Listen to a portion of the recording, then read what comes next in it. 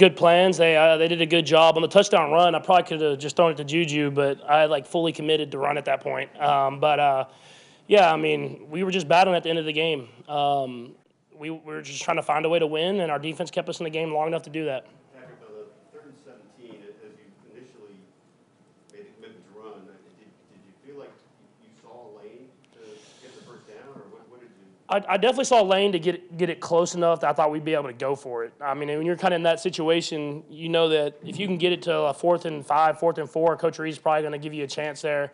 And then as I was running, I felt I think it was a safety kind of over pursuing, so I just kind of shot my shot and kind of went there. And I actually tried to get outside again, which didn't work out for me. I'm not fast enough, but it was a good play, and we just kind of, like I said, we just battled at the end of the day. It wasn't like we were designing it up. We were just going out there and trying to make some stuff happen. Was the over pursuit the key to be able to?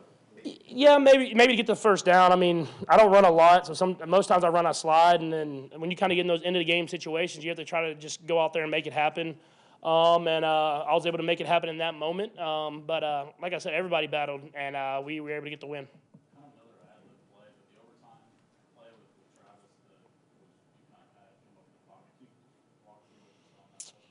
Yeah, I mean, it was really my fault I threw it so late anyways, because if you're talking about the deep crosser one, he's the first read. But how they were playing, I thought they were going to kind of double him, so I looked to Sky, and they went with Sky, and so I threw it late, and that's what makes Travis so great is I threw it late. He probably had a chance to get picked, but he came back to the ball and made a big-time catch.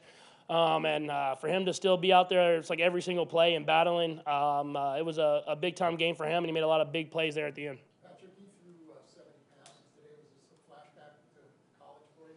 I did not know I threw that many, but yeah, Texas Tech I threw a couple, so I knew I'm able to do it. Obviously, we want to try to get the run game going as the season goes on and kind of stay more balanced, but that's a good defensive line, and they're doing a good job of stopping that, and Coach Reed kind of put it in my hands to go out there and try to make some stuff happen, and it looked bad there for about 2.5 quarters, 3 quarters, but we were able to make it happen there at the end. When you run a short yardage play like you guys did in the middle of the field in overtime, Patrick, how often do you target Noah in that situation, and what does it say about his progression that you did go to him?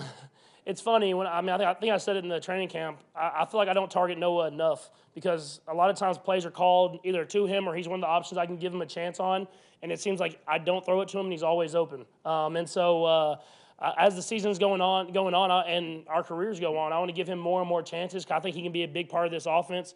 That whole tight end room's been great for us this season.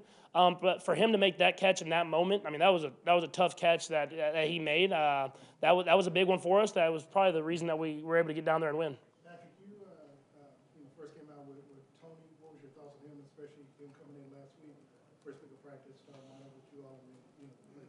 Yeah, I mean, I think he did a good job. I mean, obviously we couldn't throw too much at him, but whenever he was in the game, he was playing hard. He was getting open. We gave him a couple option routes. You saw he got open there. And as he gets more and more accustomed with the offense, we'll keep adding them here and there and make our offense even better. And that's the good thing about having so many receivers like we do is you don't know where it's going to come from. And I've said that since the beginning. When Travis is having good games and other guys are stepping up and making plays, we're a hard offense to stop. How physical was this game just overall? I mean, you knew it was going to be a physical game coming in, but now that it's done and you went to overtime, how are you feeling really physically? Yeah, it was a battle. I already texted Bobby, Stewart, my trainer, said I'm not coming in tomorrow. So no, it's a battle. Going into this game against this team, it's always going to be a battle. It's going to be a fight. And I'm proud of the way our guys responded and made it happen there in that second half. Because for a time, like I said, for a time there, it looked bad. And so you got to win games different ways in this league. And I'm glad our defense stepped up and made the plays that they play. Because we're going to need them as the season goes on and to keep us in games and give us chances.